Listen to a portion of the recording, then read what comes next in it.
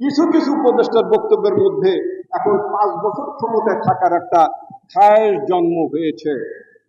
5 বছর ক্ষমতায় থাকতে চান, জনগণ নাকি তাদেরকে 5 বছর ক্ষমতায় দেখতে চায়। মিথ্যা কথা। জনগণ একটি জবাবদিহিমূলক সরকার চায়, জনগণ ভোট দিতে চায়, ভোটের মাধ্যমে জনগণ সরকার প্রতিষ্ঠা করতে চায়। বাংলাদেশের সংবিধান স্পষ্ট করে লেখা আছে, জনগণের প্রত্যক্ষ ভোটে এমপি নির্বাচিত হবেন, সংসদ সদস্য নির্বাচিত হবেন।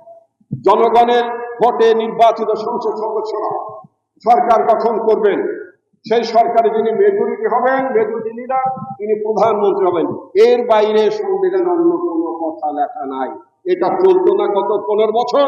সেই জন্য ব্যবস্থার পরিবর্তন ঘটেছে। এটার জন্য সংগ্রাম হয়েছে, এটার জন্য মানুষ জীবন দিয়েছে, এটার জন্য বিপ্লব হয়েছে, এটার জন্য অভ্যুত্থান হয়েছে।